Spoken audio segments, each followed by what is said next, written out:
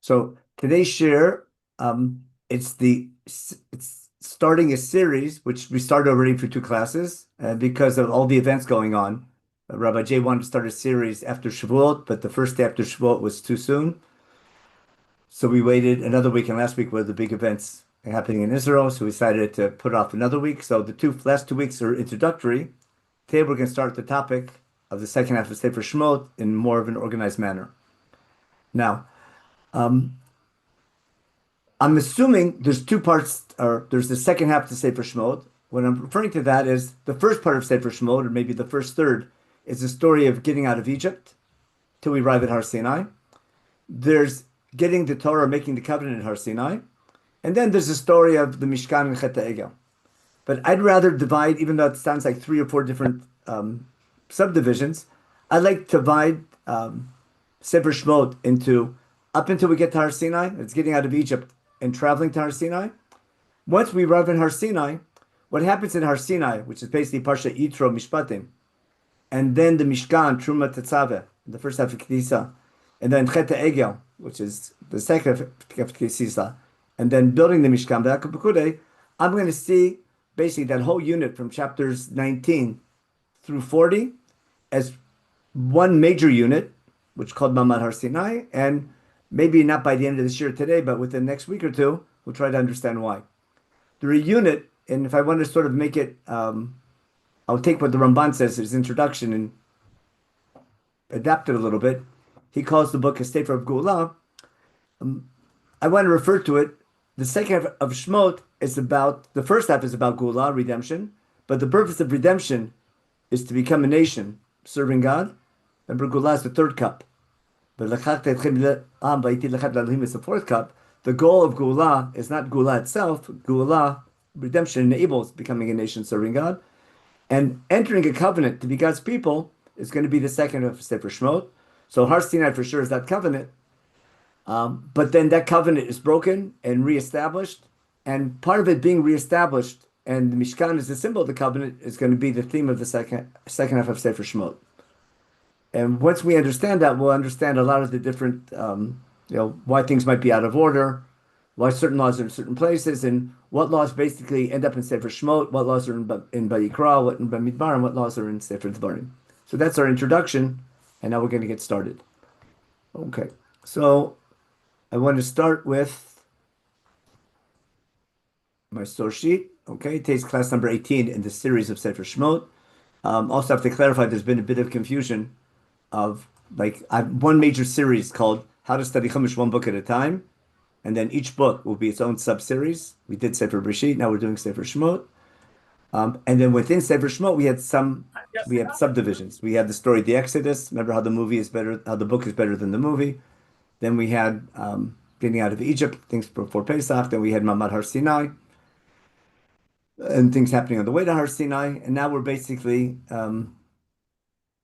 after we have Har Sinai and the covenant, now we have the whole unit of the Mishkan and Chet HaEgel.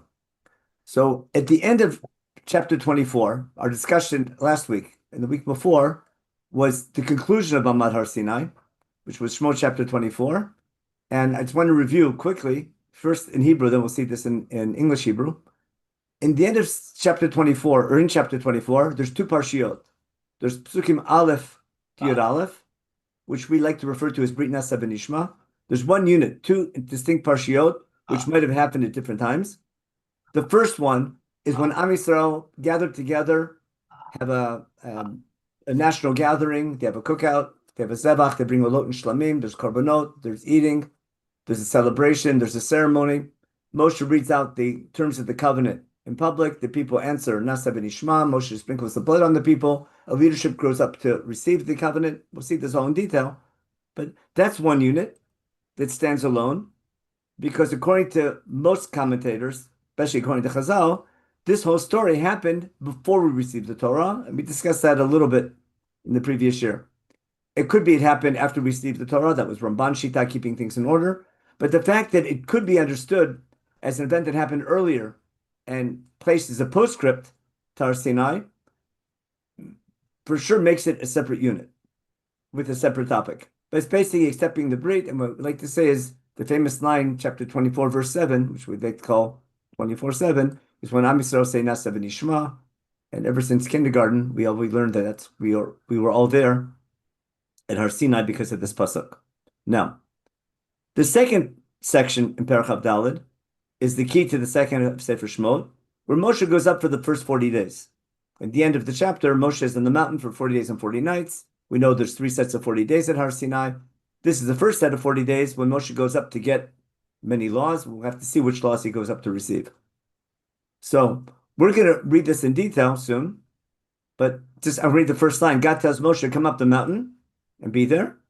And I'm going to give you, God tells Moshe Rabbeinu, the Luchot Even, means what we call the 10 Commandments written in stone, and the Torah and the Mitzvah, which would be a big discussion what those 2 words mean, which God's writing for you to teach them. And Moshe goes up the mountain. He leaves Aaron and Hur in charge in the meantime. And Moshe goes up the mountain into the ball of fire, into the cloud. And then we're told that Moshe is there for 4 days and 40 nights, communicating with God, receiving the laws of the Torah. Right afterwards, that's the end of Parshat Mishpatim. The next chapter are the laws of the Mishkan, which begin in chapter 25. From chapter 25 through chapter 30, even through 31, are going to be the laws of the Mishkan. And I've shown this picture before, but quickly,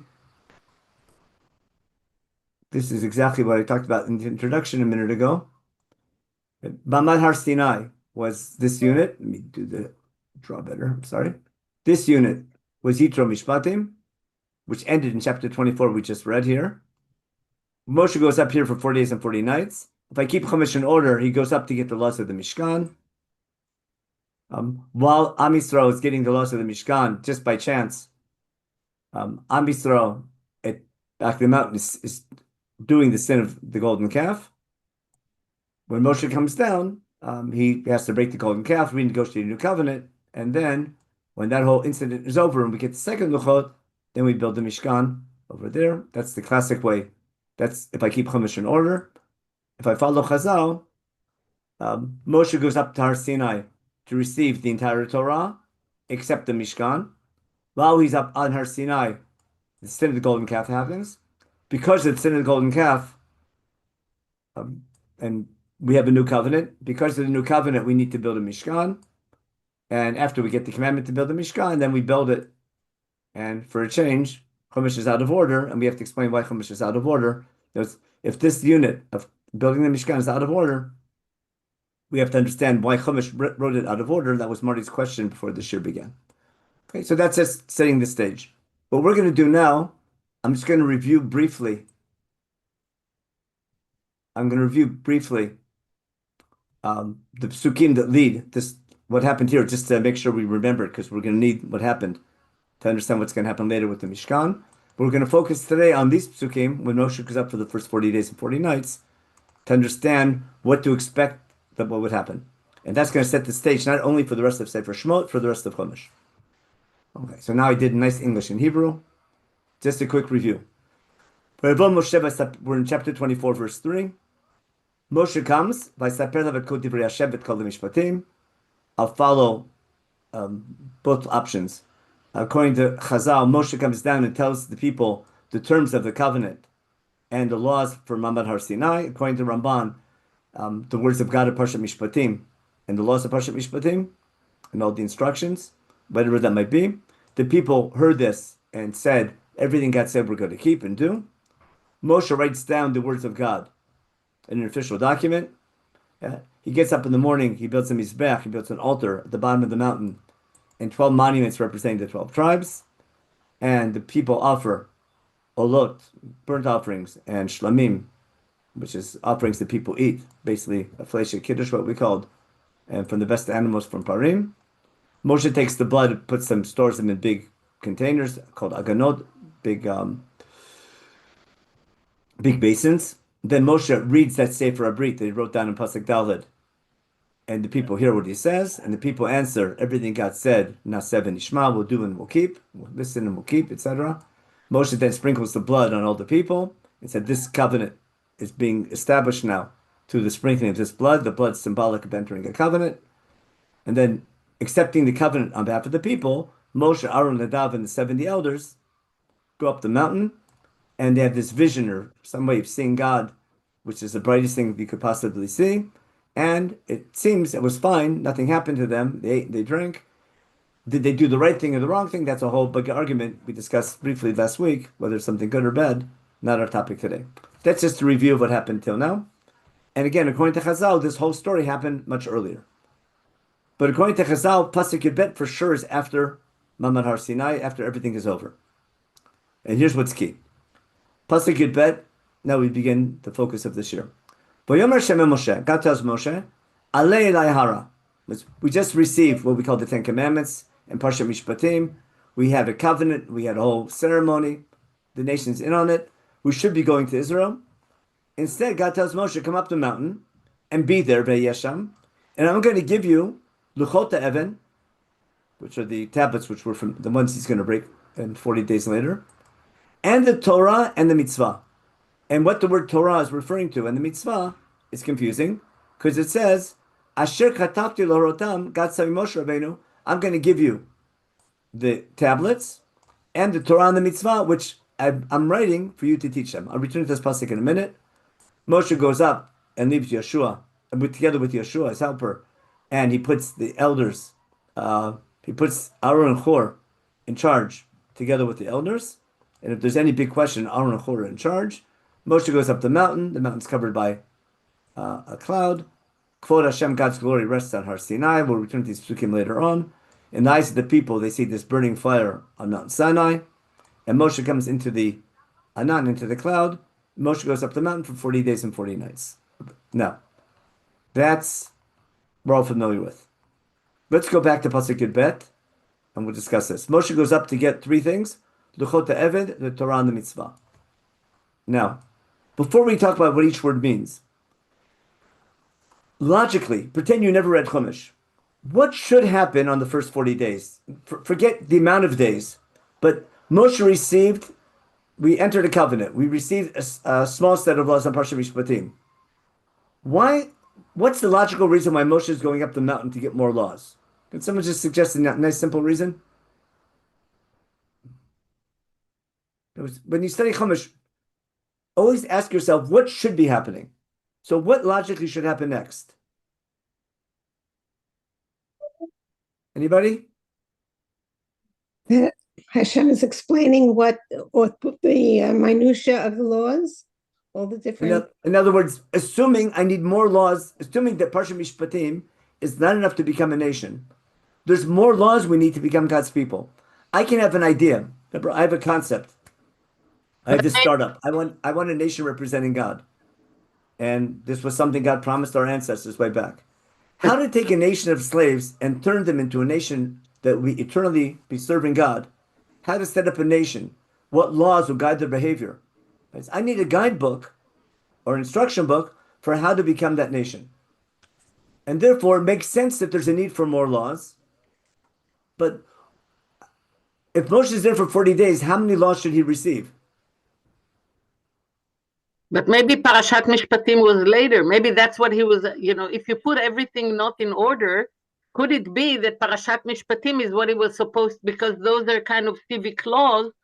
Those are the laws that he's getting on Mount Sinai. Rashi actually says what you said. Rashi agrees with you that he goes up here, but that not only in Parashat Mishpatim, and basically Rashi says more than that. He get Parashat Mishpatim and all Torah Shebiktav and all Torah Shebapeh and everything. Got it? But Rashi's going to take it to an extreme. Okay, but I tried to keep Chumash a little bit in order. It seems like they already had Parshat Mishpatim, which is not the entire Torah, but there's more laws. Well, it could be that it's sort of like you do with a convert. You give him the beginnings. If he says okay, then more exactly. give Yeah, him more. it's exactly the Rambam we saw last week. Now, what I want to suggest is as follows. In theory, the entire Torah should have been given on the first 40 days. Because there's no reason why it wouldn't have been. Because had we not sinned with Chet HaEgel, what would have happened next? You go straight into Eretz Israel. Conquer the land and set up the nation. This is our last chance to be together before we begin our journey and our conquest. So if there's any laws that Am Yisrael needs to receive and learn and teach, basically it should all be during the first 40 days. Now, remember, in some other series, but we'll see later on as we study this as well. If I read Pshuto Shemikra, if I read this, the simple reading of the text, the laws in Sefer Dvarim, according to Moshe Rabbeinu, and according to Sefer Dvarim, not the rebuke he gives, but the laws he's teaching in Sefer Dvarim were all given to Moshe on the first 40 days. In other words, the main book of laws that Moshe is receiving on the first 40 days is how to become a nation in the land of Israel serving God. And if I follow this Chumash, and logically, and according to what Moshe Rabbeinu himself says in his speech in Sefer Dvarim, the main laws he receives on Har Sinai for the first 40 days are the laws we find in Sefer Dvarim. The question is going to be, why aren't they in Sefer Shemot? That we'll have to talk about. But not only in Sefer Dvarim do I find laws that were given on Har Sinai in the first 40 days. In Parshat Bahar, it seems like I have laws given on the first 40 days. In Parshat Tzav, I have laws given on the first 40 days. And I want to make a bold assumption. What I want to claim is, by default, unless told otherwise, all the laws of Chumash were given on the first 40 days, even though they're scattered throughout the book. For example, Parshat Tzitzit. Why would it not have been given on the first 40 days? Had it not been for Chetam Raglim, we wouldn't have Tzitzit. Tzitzit, we'll see later on, has a lot to do with, we just had it on Shabbat, is remembering that you were at Har Sinai and Kedoshim to you. Why would Kedoshim to you be given on the first 40 days? Because it's screaming Matan Torah, isn't it? Batem Tilu Mamlechet Kohanim V'Goy Kadosh. How to act as a nation serving God. Parsha, there's no reason why God will wait for after Chet HaEgel to teach his Parsha Kedoshim to you. What I want to claim is, most of Chumash, by default, any set of laws that we find later in Chumash, no matter what book it's in, most likely it was given on the first 40 days. Got it? Right? Unless something happened in the meantime that caused it. Now, it could be the laws of the Mishkan, or it might be affected by Chet HaEgel. In other words, Chet HaEgel and God's attributes of mercy might affect some laws. For example, the famous question is, would there be Yom Kippur if it wasn't for Chet HaEgel? Anyone follow what I'm getting at? In other words, we would have Shlosh Regalim for sure, because Shlosh Regalim we have in Sefer Dvarim and Sefer Shemot in Parshat Mishpatim.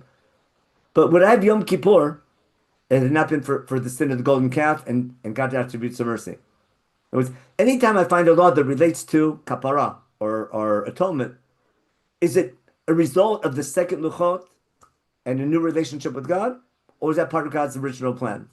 That's a great question. We're going to have to discuss it. And this discussion is going to affect when the laws of the Mishkan were given.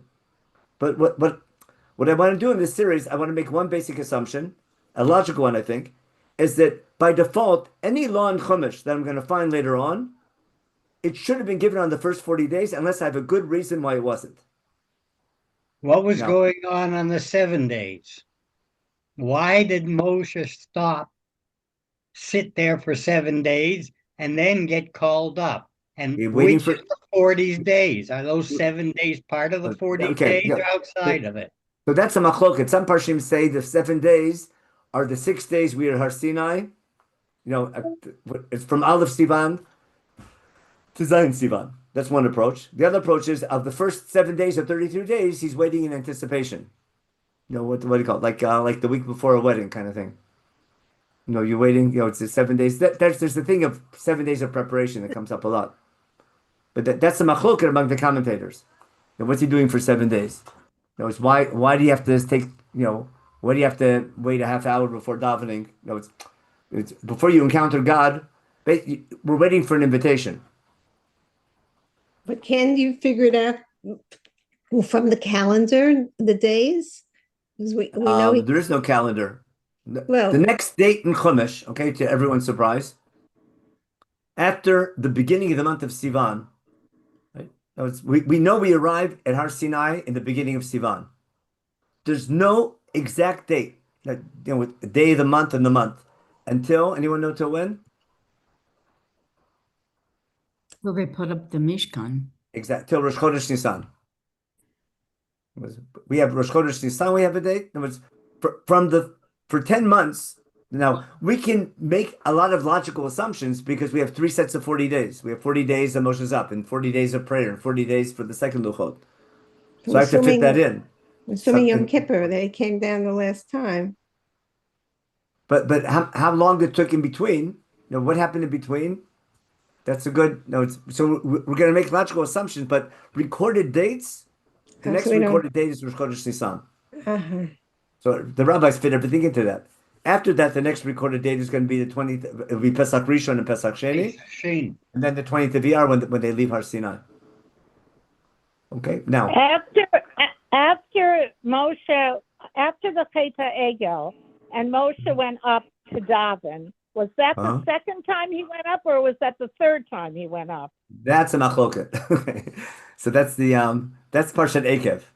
Also, Ibn Ezra will try, but the simple pshat is Moshe comes down after 40 days, breaks the luchot, he davens for 40 days, and after 40 days of davening, God says, "Come up to get the second luchot on the third set of 40 days," which works out with our Jewish calendar that he breaks the luchot on the 17th of Tammuz. He goes back up on the 18th, comes down on the last day of Av, goes back again on Rosh Chodesh Elul, and comes down on Yom Kippur. Now, there's logic to that because it explains why Yom Kippur is on Yom Kippur. Why do we have a holiday on the 10th of Nisan called Yom Kippurim? But again, we'll discuss that. We'll get to that as we talk about the Mishkan. The whole concept of kapara, you see where we're going. That's the question of everything relating to a chatat, a korban chatat, and the concept of kapara and the need for kapara. Is that all a result of God's attributes of mercy to come after Chet HaEgel, or would we have needed that anyhow? It's going to be a mess of machloket among the commentators. But I want you to appreciate the machloket, and I want to suggest the reason why God sort of wants us to have that machloket. Okay? Now, so here's my assumption. My assumption is that there's no reason why all laws would not have been given on Har Sinai in the first 40 days. Got it? And what should have happened, logically, after the first 40 days? Moshe should come down, taught the laws, and we should have gone to Israel. Let me explain why. I'll go back for a minute, share my screen. I should have really started here, actually. Open up my Chumash. You don't want my email. You want my Exodus. Here we go. We want, after the laws in Parshat Mishpatim, after Milchiks and Fleishiks, remember, Lo Tvashag B'chal Levimo, that's the end of the 3 chapters of laws in Mishpatim. God says, I'm going to send a malach to lead you, to bring you to the land I got ready for you.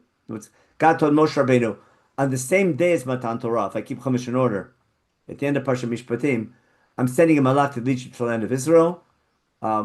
Make sure to listen to him, obey him, because he won't tolerate anyone sinning, because my name is with this malach. Because if you do listen to this malach, Im Shemot, and do everything I say, then your enemies will be my enemies, and your adversaries will be my adversaries. I'll help you conquer the land. My malach will lead the way and bring you to the land of the 7 nations and help you conquer them. When you go there, don't bow down to other gods. Serve your God instead. And then all these promises of blessing, etc. when you get to the land. And he'll help us conquer the land little by little, so there's not too much desolation. And he can have our borders from the river to the sea, etc. And not to, or from the river, was it not the river? From the sea to the sea, I guess. And from the desert to the river. Okay, make a new slogan. And don't make breach with them. Basically, God seems to promise them, the people are assuming, after this covenant, we're going to go right to Israel. Now, was God's original plan to build a Mishkan before we go to Israel? Or was God's original plan that we don't need a Mishkan right away? Go to Israel, and maybe we don't need a Mishkan, or maybe we'll build something permanent instead of something temporary. This will entertain all those possibilities we get through. All I'm saying is that my assumption is that what should have happened, when Moshe got all the laws on Har Sinai, he should have come down and taught them, we should have gone to Israel. But that didn't happen. Now, when Moshe comes down, he can't teach the laws. Why? Because of the ego. Because of the ego. Yeah. And the rest of Sefer Shemot, the rest of the narrative, pretty much, is fixing the sin of Chet HaEgel and starting and renegotiating a covenant where God is going to be more forgiving. to enable that eternal relationship to continue. Now, how much the Mishkan is affected by that new relationship, that will be our major discussion. We'll have to try to understand that. But what I'm suggesting is that all the laws that Moshe received on Har Sinai, he should have taught when he came down. He couldn't teach them because the covenant is broken. Now, not until we have a new covenant can he teach them. Now, does Sefer Shemot, from what you remember, does Sefer Shemot ever explain that Moshe actually taught the laws he got on the first 40 days when he came down? No. Okay. Write a book and read it out to the people.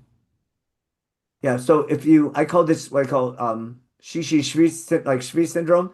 At the end of the parsha, especially long ones, we lose track. If I skip to the end of Parsha Kitisa, when Moshe comes down with the second Luchot, in chapter 34, all the way at the end, Kitisa is very long and detailed, and everyone talks about Chet HaEgel. But when it's over, what happens? Moshe comes down, Vayibredet Moshe, we're at the end of chapter 34, at the end of Parsha Kitisa. Moshe comes down from Har Sinai with the two Luchot, with the second Luchot. Moshe's face was shining, and everyone's afraid. Aaron and the people see Moshe's face shining, they're afraid to go close to him. Moshe calls out to them to break the ice. Aaron and Nisim come and meet him. And here's the most important line.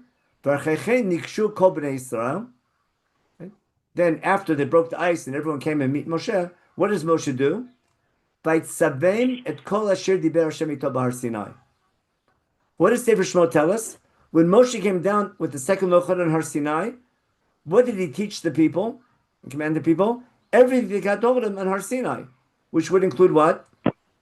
All the laws they got on the first 40 days and the second 40 days. Now, but what's missing in Sefer Shemot? What? Does that mean the Torah mitzvah, what you said before? For sure. No, but when he got the Torah and the mitzvah in the first 40 days, but he taught the Torah and the mitzvah when he came down with the second Luchot and the laws of the Mishkan. Now, we're talking about what's the Torah and the mitzvah, but even if the Torah and the mitzvah is referring to laws in Devarim or what other, we'll see how many laws it's talking about. Whatever Moshe received in Har Sinai in the first 40 days and second 40 days, he taught them when he comes down with the second Luchot. But Sefer Shemot never tells us what that was. Then it says Moshe finished teaching them and he put on a mask. And when Moshe came back, then he talked to God and talked back to the people. And that goes on until they build the Mishkan. So Sefer Shemot tells us that Moshe taught the laws. You follow that? But Sefer Shemot never tells us what the laws are. Where do we find them? Other than the laws of the Mishkan, we find in Sefer Shemot. The rest of the laws he got on the first 40 days and second 40 days, some we're going to find in Vayikra, some we're going to find in Bamidbar, most we're going to find in Sefer Devarim. Okay? Yeah. Now, what I just told you, I should have put this on the source sheet, but Marty, here's an answer to your question before. Here, I have it on my, a second, here. There's a famous Chizkuni we've done before, but on these psukim that I just read, I'll send it for next week, I'll put it on the source sheet. But just so you see it, what's Chizkuni say on the pasuk when Moshe came down and told them all the things that God told them on Har Sinai? What's that include? All the mitzvot that Moshe was told on the first 40 days. Okay? And on the second 40 days. On the first 40 and second 40 days. In fact, let me just circle this here better. Okay? All the mitzvot that Moshe got on the first 40 days. Got it? Rishonim. And on the second 40 days.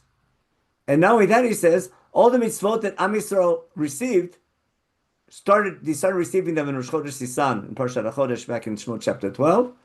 And God continued giving the mitzvot until they left Har Sinai in the 20th of Iyar in the second year. You read in Parshat Balotcha. But the Torah was given to Moshe Rabbeinu, a scroll at a time. It's called Megillah. In other words, every time Moshe got a law, he wrote it down. Whenever Moshe heard a law from God, he would write it down. Was Moshe Rabbeinu, for the 40 years in the desert, has a whole collection of laws and stories. Each law or each section of law is written in the Megillah, like a big mezuzah. And then when it came time to die in the 40th year, okay, God tells, like I say, sort of in jest, God tells Moshe to publish and perish.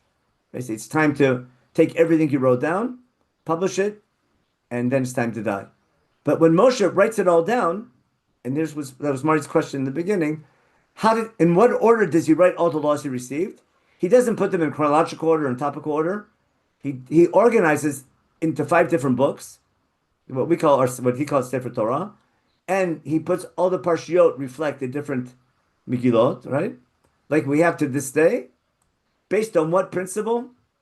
Based on Lefi Smuchin, Harin Lahem Kmo Shedushu Rabbeinu. So when Moshe publishes Chumash in the 40th year with HaKadosh Baruch Hu, with God's guidance, and God tells Moshe to publish Chumash into 5 different books, he takes all the Megillot he received and doesn't put them in chronological order or topical order. He puts them based on Chumash order, based on what's called Smichut Parshiot by juxtaposition, and that way we learn not only through content but also through context.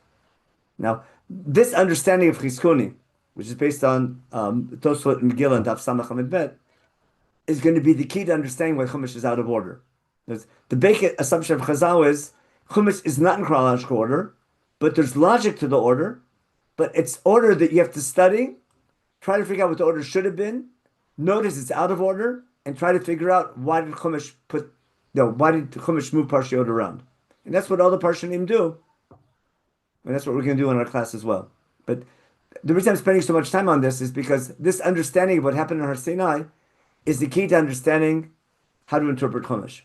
Because once I understand that Chumash is not captain's log, I mean, if you know Star Trek, Chumash is not a chronicle day by day, year by year of what happened in Har Sinai, but rather it's 5 different books, and each book has different laws that were given at Har Sinai at different times, but they're organized based on the theme of each book and not in order that the laws were given. Then I have to ask myself, why are these laws, and what laws make it to Vayikra, what laws make it to Bamidbar, what laws make it to Sefer Devarim? And that basically takes us through our study. That key understanding is the key to Parshanut at the book level. And the reason for Chazal making a big deal about Smichut Parshiot. Now let's get back to today's topic. We were here. Okay, I'll share with you the Chizkuni in next week's source sheet. Okay, now, what's the word? Now, Luchot Even, we know what they are. What's the Torah and what's the mitzvah? Now, the simple understanding, the word Torah is what we call Torah. When we say Torah, we think of the 5 books of Moses. But Chumash rarely calls that Torah. In fact, I don't think anywhere in Chumash we refer to the 5 books of Moses as the Torah.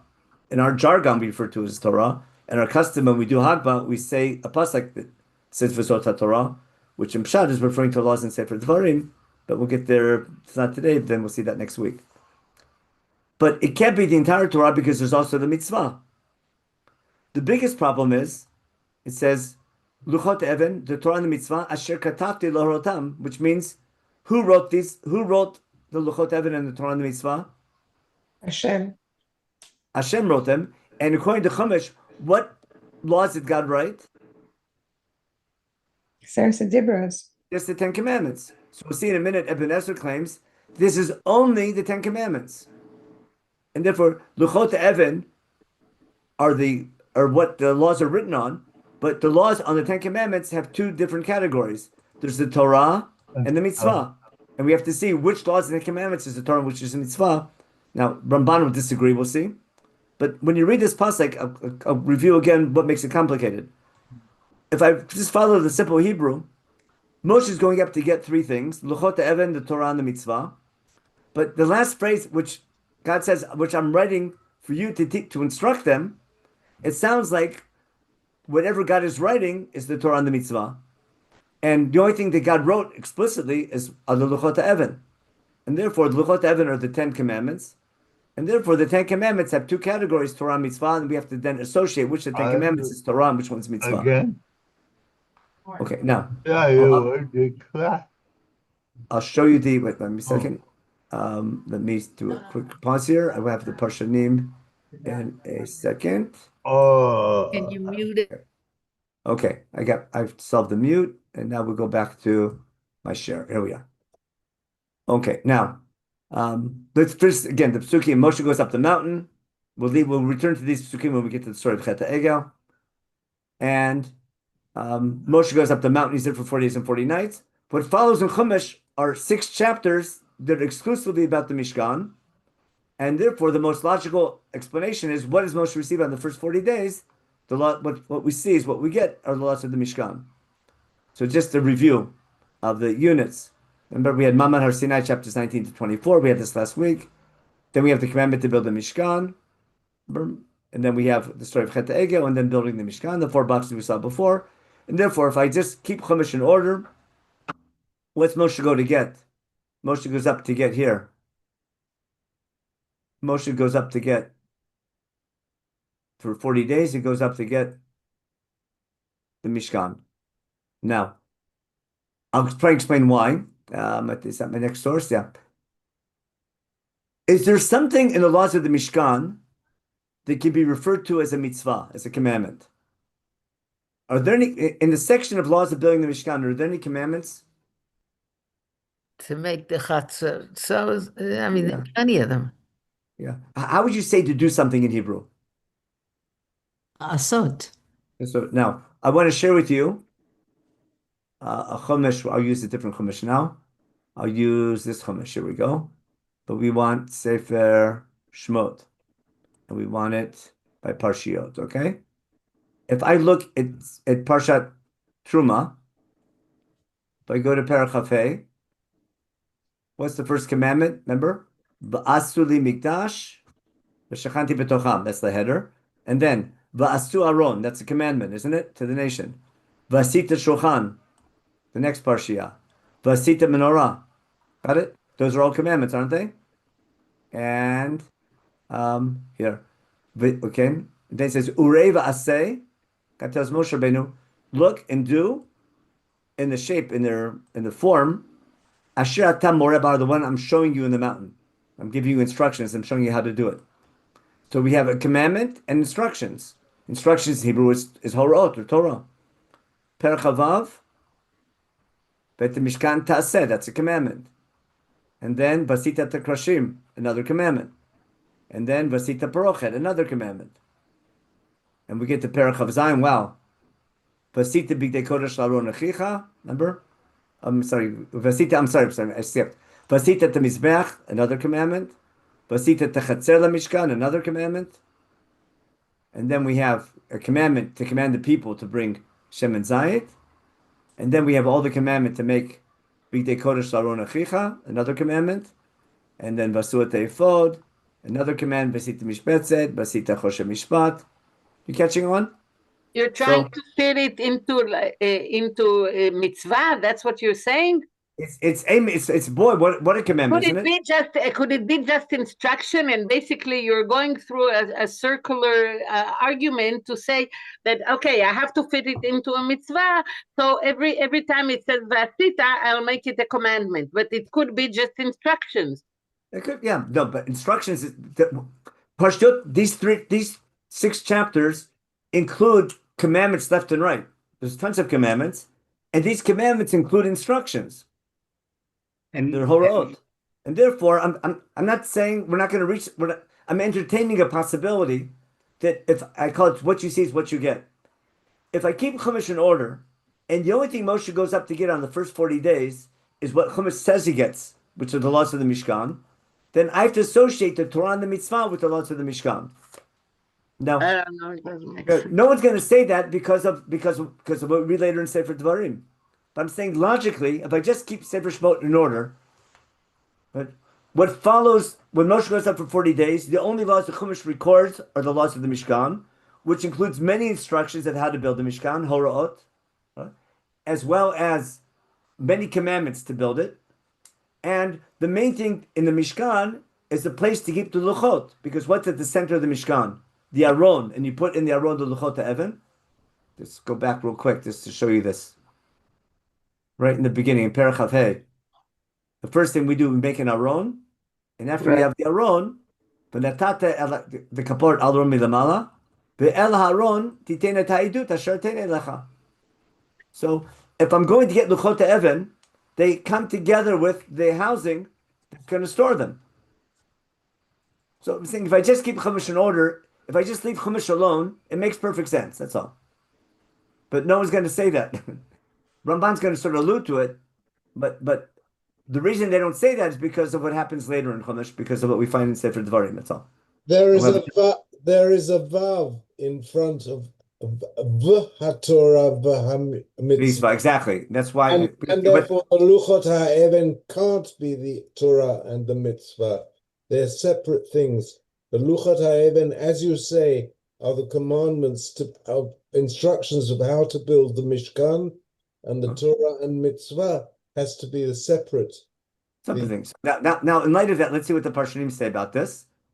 Here, go back to my regular source sheet.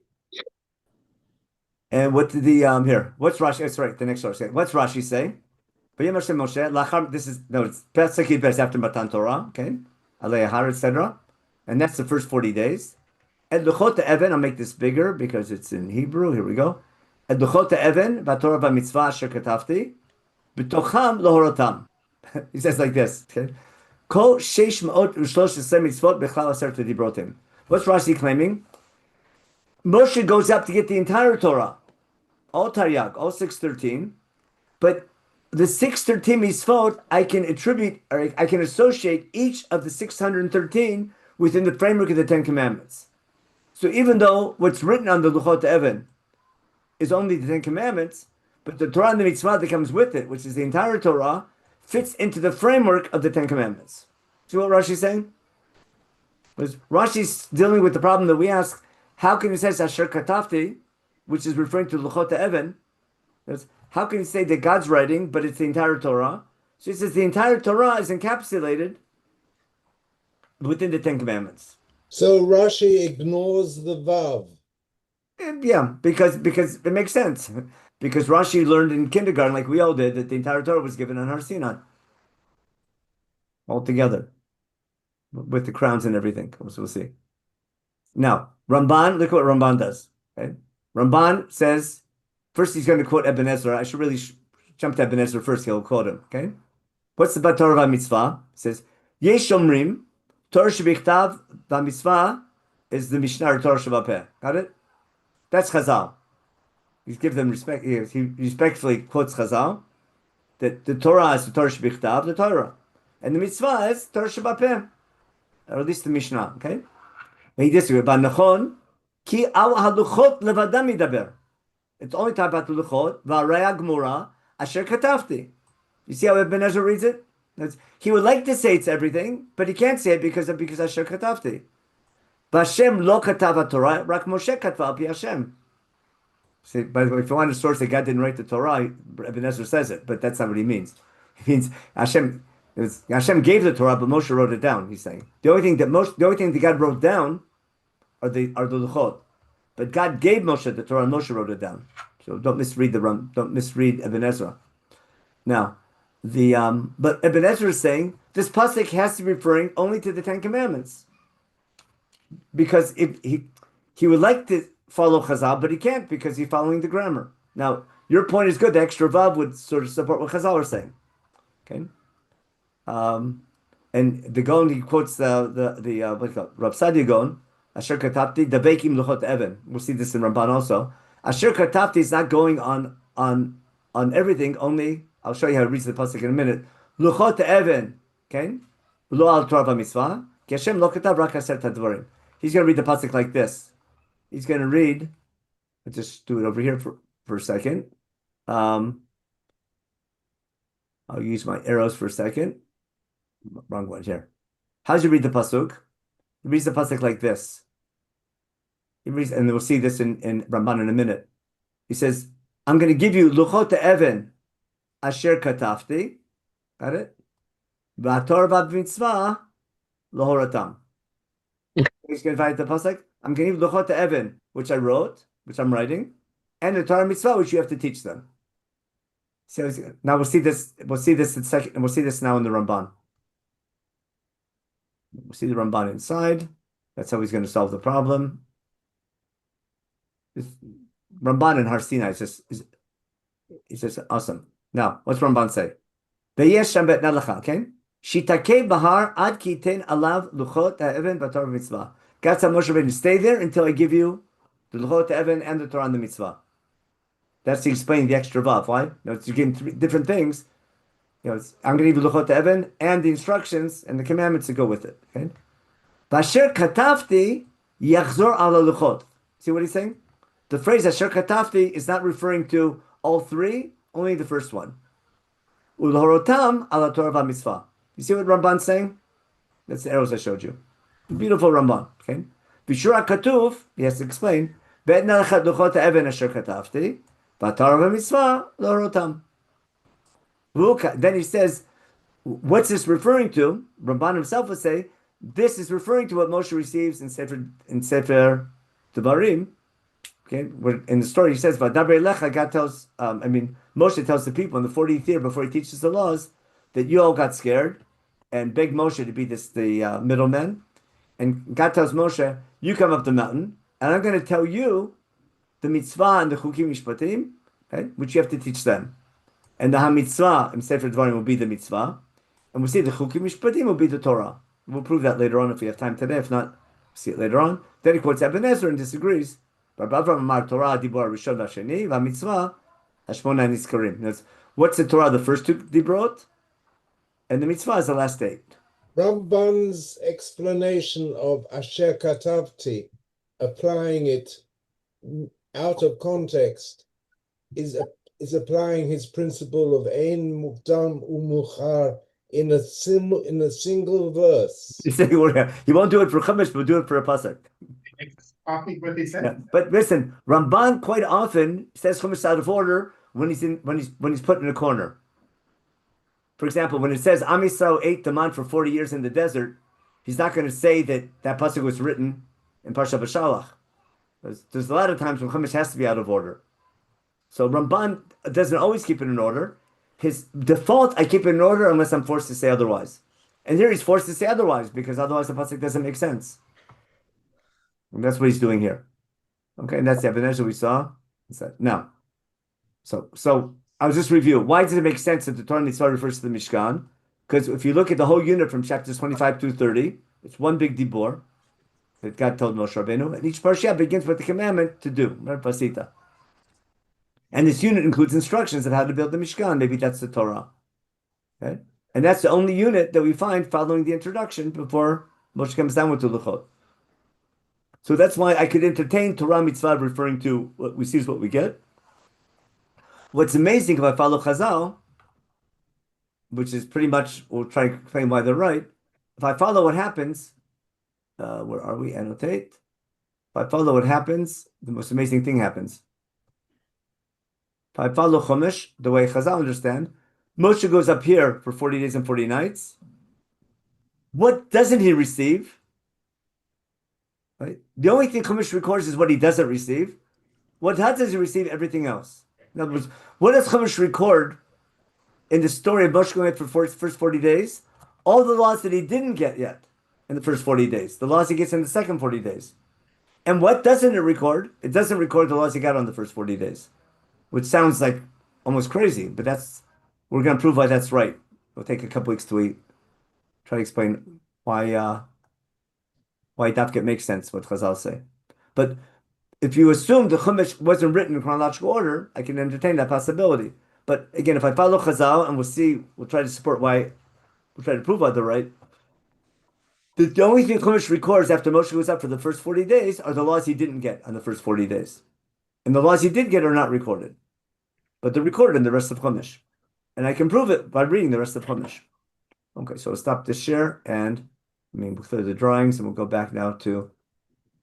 Let's explain why it makes sense that the Torah and the Mitzvah is referring to something else. Okay? Why it makes sense Torah and Mitzvah refers to laws and Dvarim. The reason why is because it says so. I'll discuss the word. Okay. This is from a different source. I just copy pasted it. The pasuk we just quoted. Remember, and remember when we say the word Torah in our jargon, we say Moshe Kitab Torah Misinai. We use that word to refer to everything. But in Chumash, the word Torah is not referring to what we call Torah. Now, In Chumash, is the word Torah referring to a specific law or the name for the whole thing? So if this, we have it once in Sefer Bereshit. It says, Ekev esher shmavram b'koli, v'yishmor mishmarti mitzvotai chukotai v'torotai. So it can't be everything because Torah is only one category of laws. If Avram kept mishmarti, mitzvotai, chukotai v'torotai, Torah has to be a subcategory of all the laws. What it's referring to, that's a great machloket among commentators that can say for Bereshit, not our topic for today. Just showing you the word Torah and Chumash, at least in Bereshit, isn't referring to what we call Torah.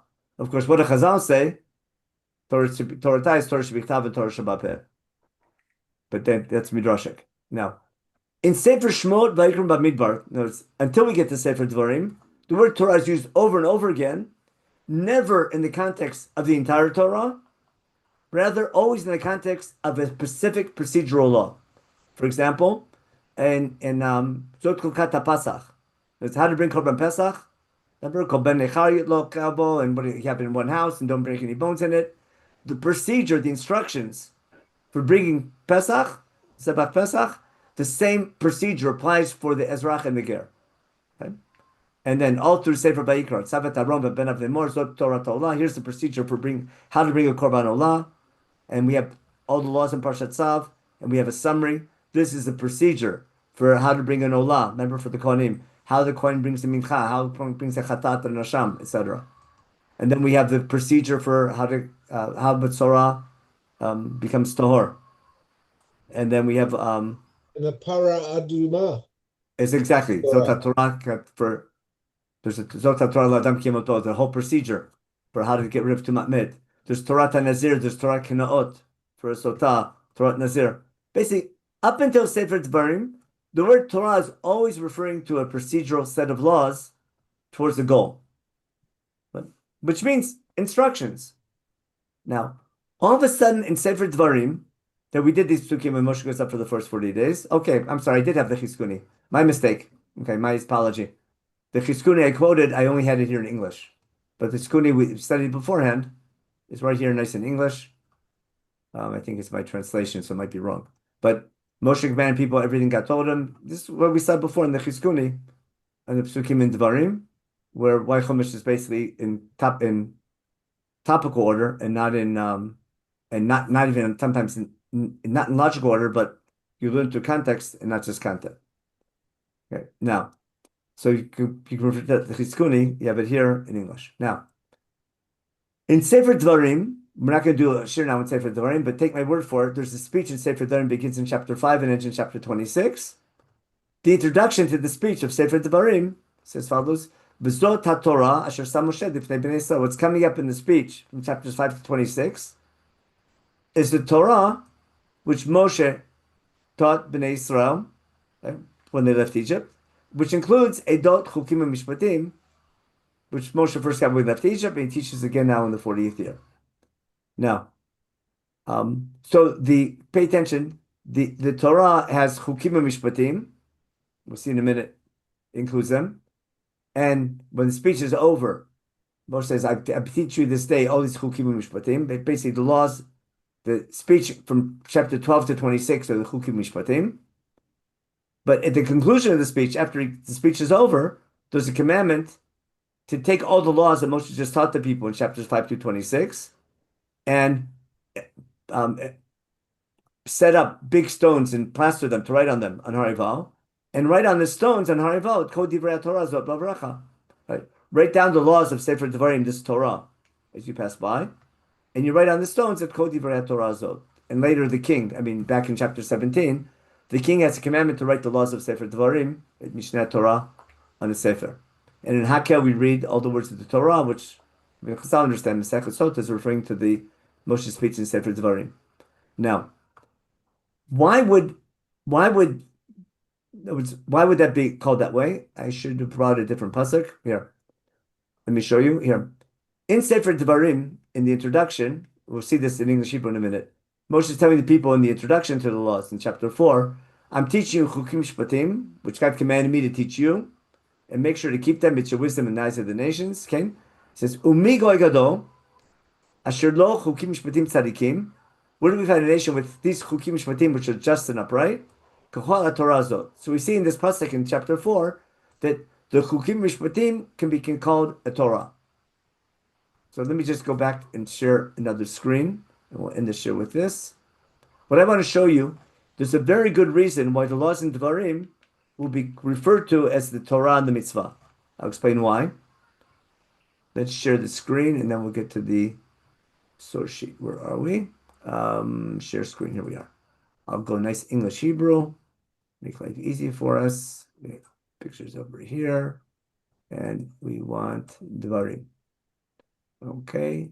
Oh, we have that. We want Devarim. Okay.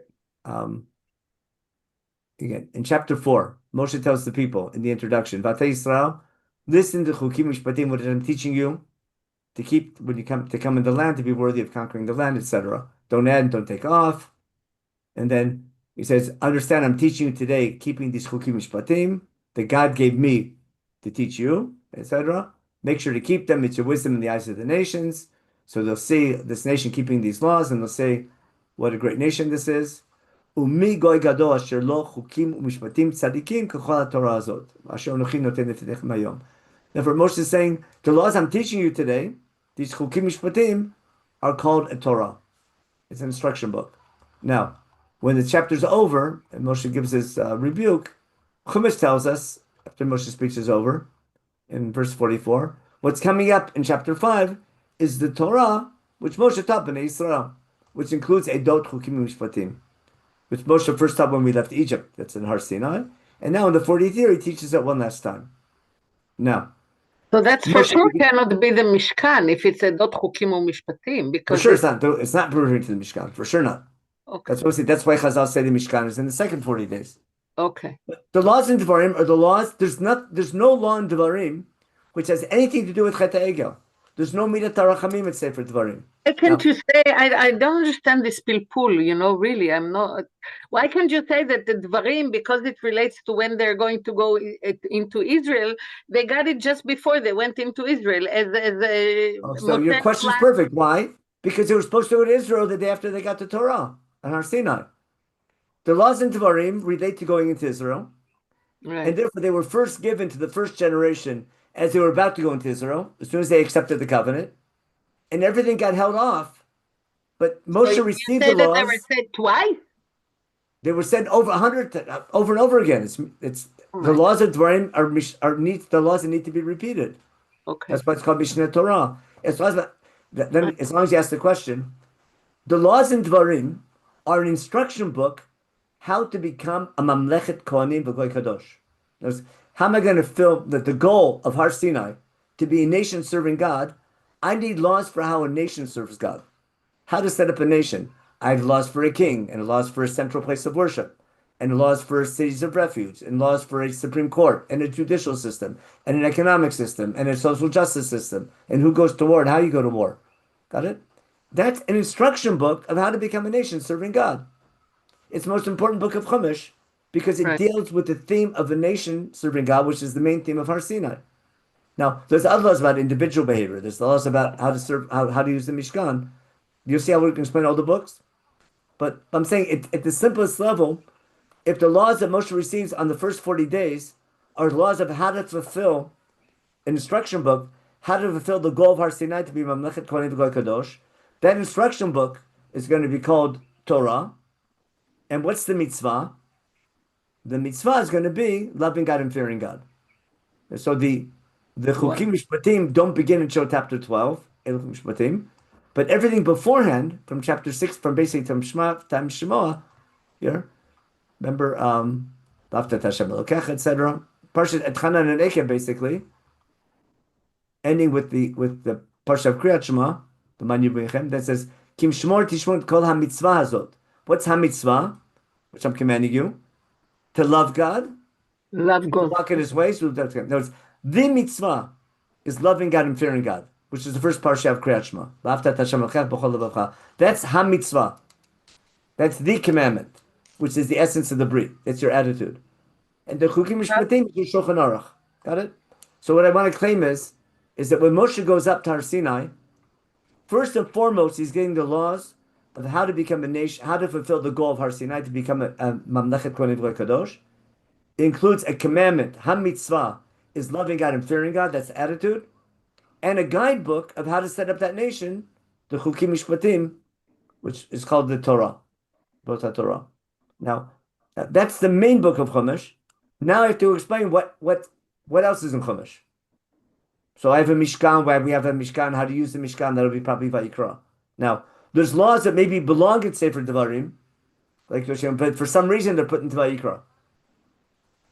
Okay? There's laws that belong in Vayikra that might be, for some reason, in Devarim, and vice versa, we'll see.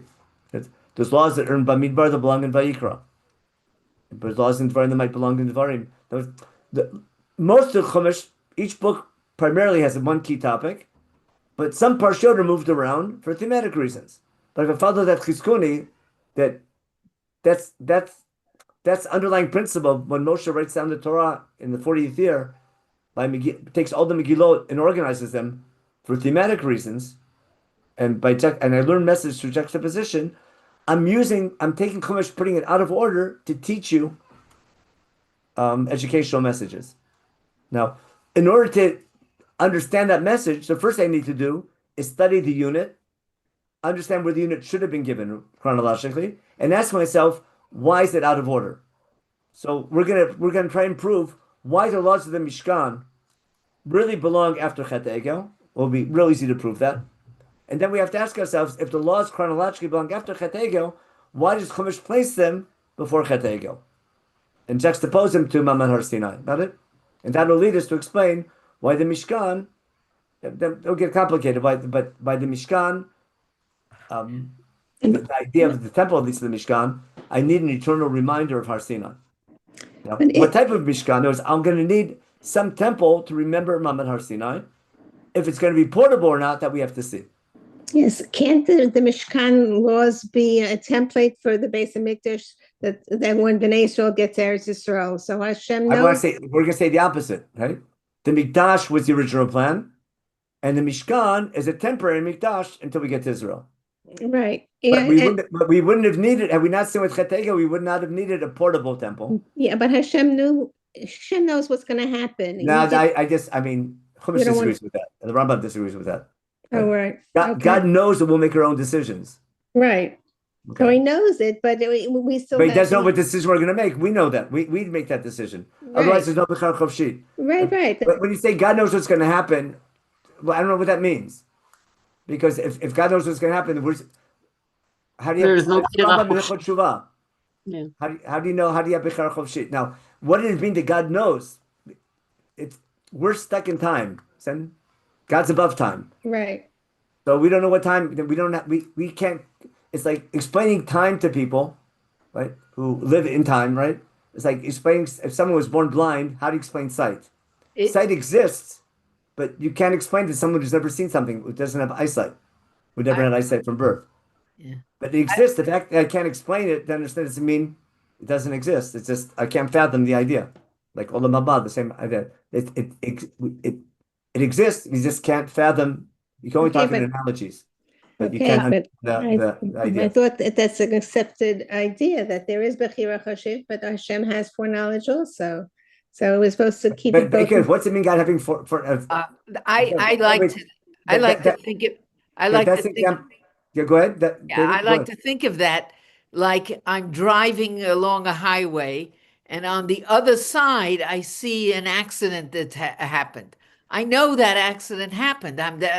But I'm not. I don't know how. I can't tell the people who are coming into that accident to go away or do.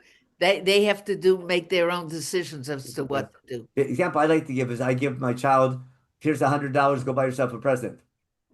So, who bought the present? Did I buy him the present, or did he buy his present? So I gave him freedom of choice. And God gives man freedom of choice. Right. And then we make that decision. But God knows we'll decide what we decide. He don't know what we'll decide, because otherwise we wouldn't have freedom of choice. But he gives us freedom of choice. But that might be what Tzelem Elokim refers to. Anyway, that's a class in philosophy, not a class in Chumash. Okay. According to Chumash, God doesn't know. God knows, what do you call it? We need to know God. God doesn't need to. We don't need to know what God knows. We need to know that. We need to know that. Hakol but we're shooting it to na. Yeah. Anyway, yeah. There's so many analogies in Chazal, but that's a whole different discussion. Let me check the chat real fast. And again, Rabbi J apologized that he wasn't able to come this week. Chat, person. Oh, here we go. I'm sorry. Chat, new messages. Oh, we got to close this up. Okay. Please send link. Oh, no one got the source sheet? No one shared the source sheet this week?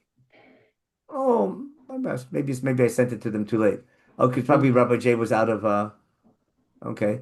I mean, there's nothing on the source sheet that was. I'll send it right now. I'll save it. If you want to stay online, I'll stay online for a minute. I'll save it to my drive and share this the link. Okay. And then Moshe was too busy with the administrative issue to teach the people Allah to receive. Okay. Oh, by the way, one I'm finding. Okay. Bobby's question: where did Moshe go with the veil? When did he put on and off? It's really complicated. That's a whole share. But all the Parshanim talk about it. Does Moshe put on his veil when he's teaching or when he's not teaching? It's really complicated. And when does Moshe put the mask on? It's almost like all the Corona questions. Is when do you need a mask? Depends who you ask. And is the mask for the person wearing it or for the person who might get infected? You understand? Is the mask protecting you or protecting others? And Corona gives us so many analogies that I'll just share with you a little anecdote while I'm sharing my script. While I'm going to go and copy down that file. 1 second. Let me get my file. I have to go to. I'm not sharing my screen. Okay. Now I got to do share file. Let's see. Go to my drive.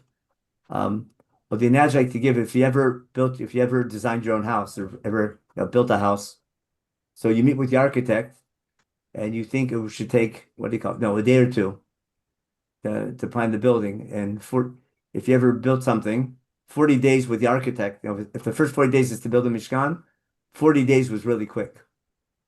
To get all the plans straight and change your mind and get all the drawings. Okay, now let me go my drive and share, upload. Okay, here we go. And now we get share file. Okay, share. And open access. Copy link. Okay. And back to Zoom. And here we are. Chat. No, there's back in the chat. No. There we go. So that's it.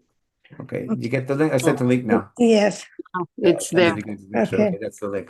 Can I ask you a question? Yeah, sure.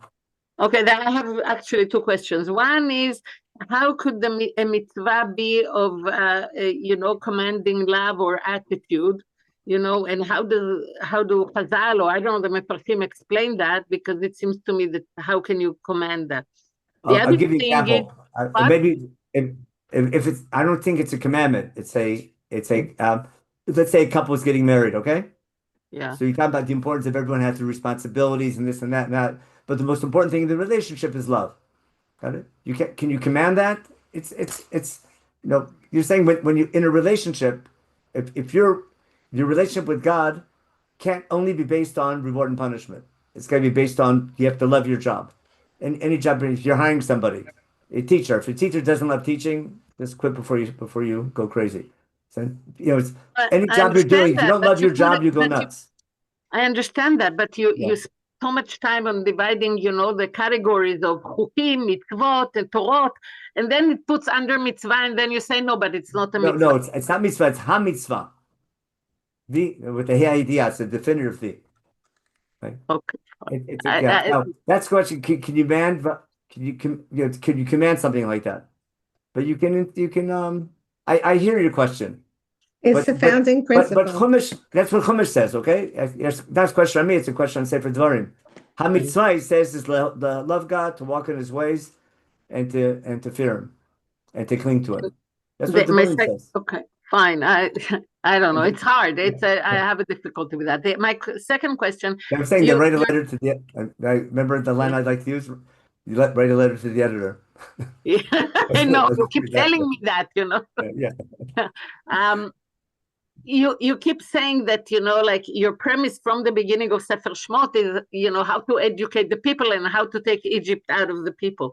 What I'm asking now is, who is the educator? Is it Hashem or is it Moshe? So who is doing that order and that that ordering in Chumash?